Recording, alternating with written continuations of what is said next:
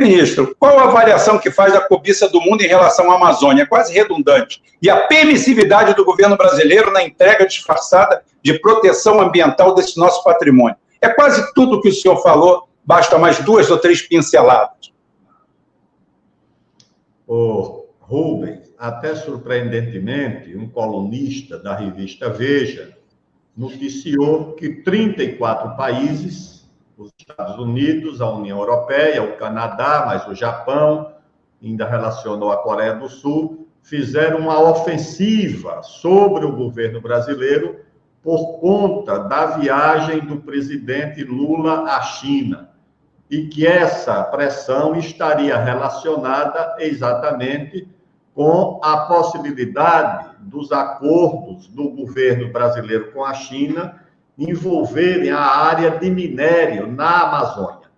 O presidente Biden, em novembro, durante a cúpula do G20, que aconteceu em Bali, lá na Indonésia, já tinha sugerido que os Estados Unidos iriam fazer acordos com o Brasil na área de minérios, aí citou o cobalto, acho que citou o cobre, porque o que eles temem é exatamente sair de um cartel de petróleo e gás e cair num cartel de minérios raros, de terras raras, porque essa conversa de transição energética é conversa fiada. Tudo isso só se faz com base em minérios. Se você não tiver minério, você não tem bateria elétrica, você não tem placa para coleta de energia solar, você não tem as placas para coleta de energia eólica, você não tem nada disso. Tudo isso depende de minério. Onde é que está o minério do mundo, Rubem? Ô Wellington? O minério do mundo ou já está explorado e esgotado, ou está em 2 fronteiras minerais, a Amazônia e a África, com as restrições de segurança jurídica, de problemas de relações tribais que há na África, guerras civis. Então, resta o Brasil. E no Brasil, a Amazônia. Então, eu acho que a primeira preocupação do mundo em relação à Amazônia é exatamente a fronteira mineral inesgotável. Ou seja, você, como disse esse geólogo, tem uma região do planeta que representa 60% do território brasileiro, que tem a tabela periódica completa, que tem a maior reserva de biodiversidade, que é a economia do futuro, da química fina, dos fármacos, dos cosméticos, dos alimentos, tudo isso é a biodiversidade, que tem a reserva de água doce do mundo, que tem a reserva florestal do mundo. É claro que o mundo está preocupado com isso, é evidente. Por que isso? Certa vez, eu fazia um debate sobre geopolítica da América do Sul e um diplomata chileno fez uma imagem que eu achei assim muito didática, que ele colocou 2 mapas, um do Brasil e outro mapa dos Estados Unidos. No mapa do Brasil, ele mostrava uma região muito densamente ocupada, demograficamente e economicamente, que era o sul e o sudeste, mas no litoral. E todo aquele oeste do Brasil, aquele Brasil profundo, pouco ocupado economicamente e demograficamente. E ele mostrava outro mapa dos Estados Unidos, completamente ocupado economicamente e completamente ocupado demograficamente. E a imagem que ele usava era o seguinte: a desvantagem do Brasil é exatamente a vantagem que o Brasil tem, porque o Brasil tem uma área muito grande ainda para ocupar e desenvolver com população e com atividade econômica. Eu acho que o mundo percebe isso. O Brasil com a Amazônia é um Brasil gigante. Se você for só na área de petróleo que tem na Amazônia, tudo manipulado. Eu estava visitando aquele instituto, Museu Paraense, Instituto Euler, e citando lá que tinham proibido a prospecção de petróleo na foz do Amazonas pela existência de corais na área da foz, e tinha um geólogo presente lá e disse: não, senhor, não tem corais nenhum ali, Aquilo ali foi uma falsificação de uma pesquisa da Universidade Federal do Pará, que citou que 200 mil anos passados havia ali corais que já tomaram outra forma de rocha, outra formação geológica, e o Greenpeace vendeu ao IBAMA e ao Ministério Público a ideia de que tinha corais e, com base nisso, conseguiram lá uma proibição. Ou seja, essa situação que nós temos. Então, eu acho que o mundo cobiça na Amazônia o que a Amazônia tem de promissor para o Brasil. Eu acho que é isso o que nós vamos ter que escolher, tá certo? E vem agora essa conferência do clima que trouxeram aqui para a Amazônia para 2025. Eles querem discutir somente clima. O Brasil, estou dizendo aqui, para escrever meu livro, eu escrevi em São Paulo. Eu vim aqui para conversar com as pessoas, conversar com os estudantes, com os sindicalistas, com os produtores, com os comerciários, com os comerciantes, com os industriais, para dizer, ou vocês tomam conta dessa agenda e impõem que a agenda vai discutir clima, vai discutir meio ambiente, mas vai discutir também soberania e vai discutir também direito ao desenvolvimento. Ou essa é a agenda, ou vocês vão terminar sendo expulsos daqui.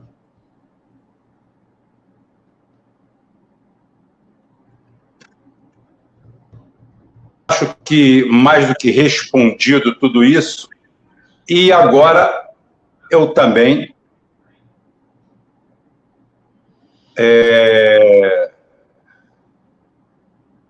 vou fazer uma pergunta aqui do nosso amigo Carlos Velasco. Carlos Velasco, que amanhã, acho que amanhã pela manhã, está entrevistando ao Dugin, aqui na Nova Resistência, ele e o Rafael Machado, às 6 da manhã.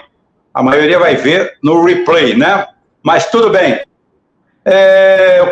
O Carlos Velasco também mandou um abraço para o senhor e falou, Rubem, pergunta do Carlos Velasco, o cancelamento da viagem presidencial à China sob a alegação de doença da parte do presidente foi uma mensagem clara de afastamento do Brasil ao projeto de fortalecimento dos BRICS, aceitando que a doença do ocupante da cadeira presidencial não foi apenas uma desculpa para cancelar o compromisso que tinha na China. Ainda lembrando que pouco antes o presidente Lula, em conversa telefônica com o presidente da África do Sul, Cyril Ramaphosa, sugeriu investir no IBAS, Índia, Brasil e África do Sul, em detrimento do BRICS. Como o senhor avalia a atuação da nossa diplomacia nesse contexto? Erraram? Em caso positivo, onde foi que erraram e o que deveria ter sido feito? Bola com o senhor, comandante.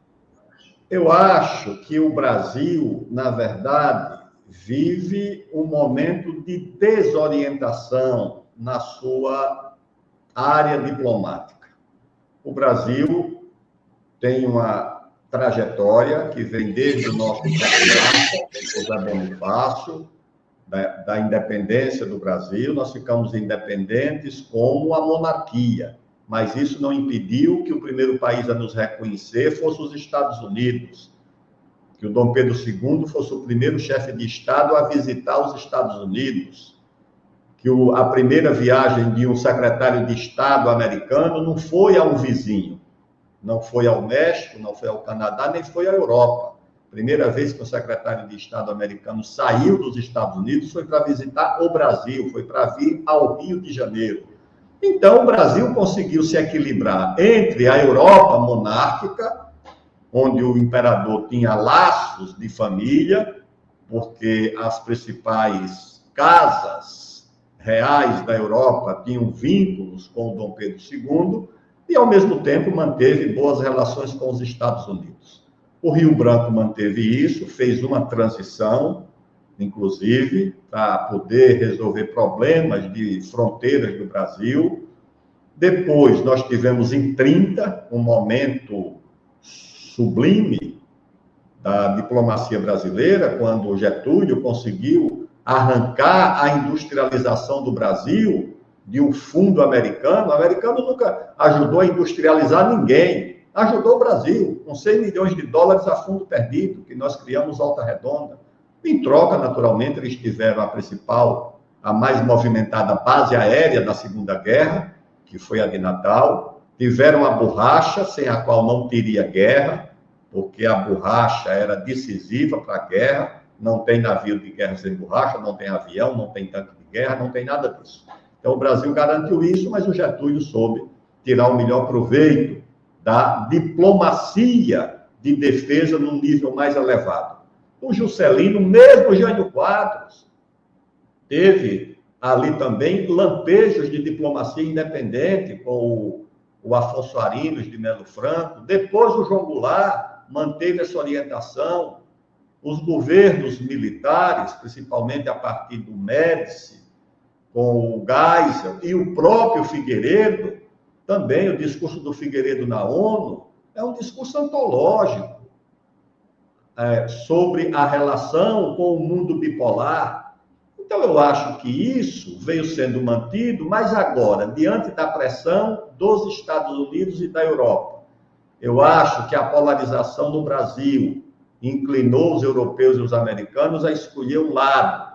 Escolheram o lado do atual presidente, ajudaram na eleição, a pressão que os americanos fizeram aqui e os europeus foi muito grande para alcançar o resultado que elegeu o atual governo. Eu acho que, diante disso, o governo brasileiro foi assaltado por dúvidas sobre o caminho a seguir. O Brasil é muito grande para caber no colo de uma superpotência. O Brasil não tem necessidade disso. Eles precisam mais do Brasil, não só por razões de segurança alimentar, no caso da China, no caso dos Estados Unidos, eu conheço de perto. O Brasil é um fator de estabilidade na América do Sul. Tire o Brasil daqui, isso aqui pode virar uma banda voô. Eu lembro das conversas, quando era presidente da Câmara, conversava com as autoridades americanas, era a situação da Venezuela, a situação da Bolívia, e eles diziam para mim, olha, ajudem, tomem conta, administrem essa situação.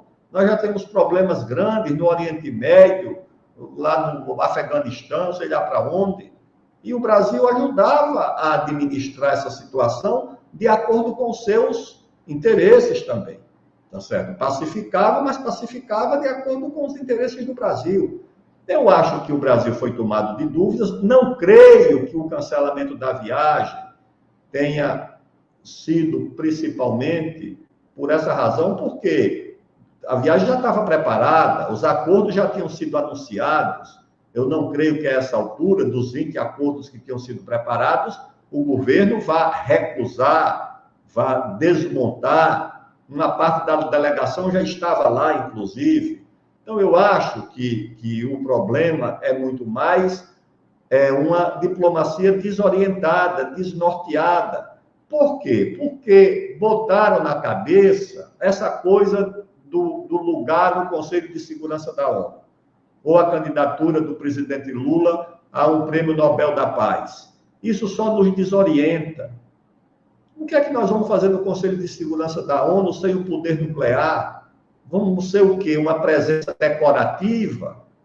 Uma presença ornamental no Conselho de Segurança da ONU? É muito melhor o Brasil cuidar da sua economia. Se o Brasil for uma potência econômica, industrial, científica, tecnológica, se o Brasil continuar dominando o ciclo do urânio, enriquecer o urânio para fazer o seu submarino nuclear, se o Brasil completar o seu programa espacial, construir o seu veículo lançador de satélite, colocar em órbita com um lançador próprio, um satélite próprio, de uma base própria, o Brasil vai ter muito mais importância do que ser uma figura decorativa, ornamental no Conselho de Segurança.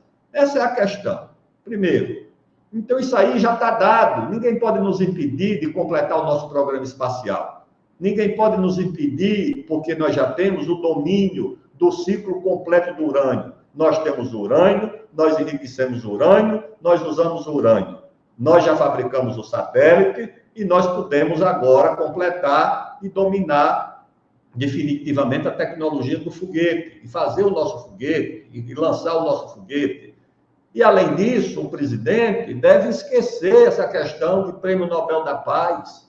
Isso ninguém anda atrás. Isso acontece porque fica aí, nós queremos dar um cravo e outro na ferradura. Uma hora você quer ser o aliado dos Estados Unidos contra a Rússia, Outra hora, como aconteceu agora, votaram com a Rússia, com a Índia, com a China, acho que no caso lá da investigação daquele atentado contra o gasoduto.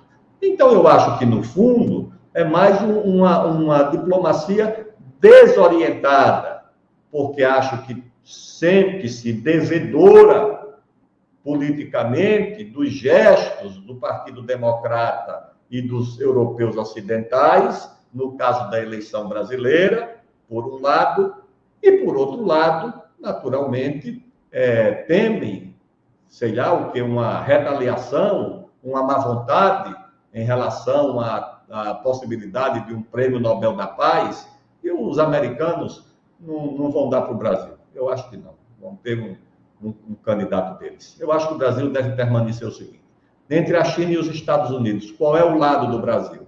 O lado do Brasil é o lado do Brasil, certo? Uma diplomacia de equilíbrio, uma diplomacia que se oriente pela nossa tradição, pela nossa história. Nós não podemos escolher um lado. E quando nós escolhemos o lado do Brasil, eu acho que, definitivamente, o nosso campo com os BRICS é muito mais promissor, porque dali não parte nenhuma hostilidade contra o Brasil, dali não parte nenhuma ameaça contra o Brasil.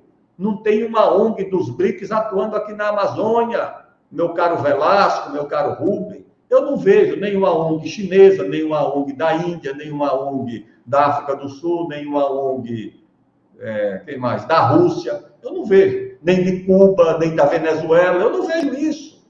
Eu vejo ONG europeia, americana e fundações americanas e europeias financiando essa atividade de sabotagem do desenvolvimento da Amazônia.